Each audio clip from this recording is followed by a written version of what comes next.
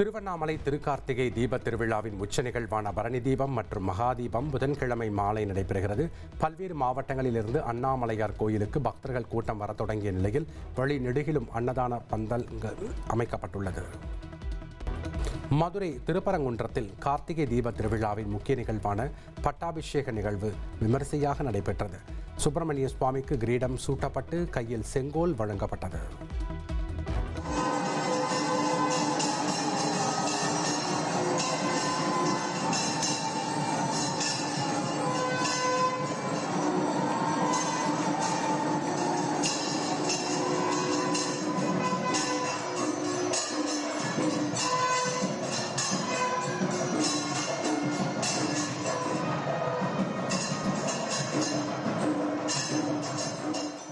திருச்செந்தூர் முருகன் கோயில் முன்புள்ள கடல் 100 அடி உள்வாங்கி காட்சியளித்தது.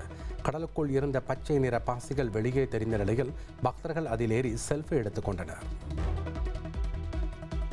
திருப்பதியில் பெய்து வரும் தொடர் மழையால் பருவநிலை முற்றிலுமாக மாறி திருமலையை பனிமூட்டம் சூழ்ந்துள்ளது. இதனால் ரம்மியமாக காட்சியளிக்கும் திருப்பதியில் 7 மலையானை பக்தியோடு தரிசனம் செய்துவிட்டு வழியெங்கும் படர்ந்துள்ள பனிமூட்டத்தை பக்தர்கள் தங்களின் வாகனங்களை நிறுத்தி ரசித்துச் செல்கின்றனர்.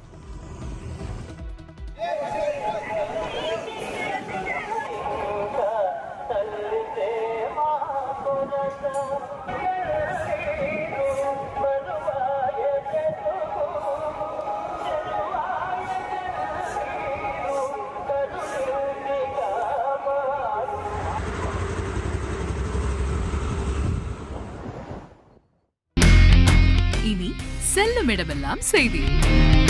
தந்தி டிவியின் வாட்ஸ்அப் சேனலை ஃபாலோ பண்ணினா செல்ல இருக்கும் இடமெல்லாம் செய்தி. இதோ QR கோட் இப்பவே ஸ்கேன் பண்ணுங்க, ஃபாலோ பண்ணுங்க.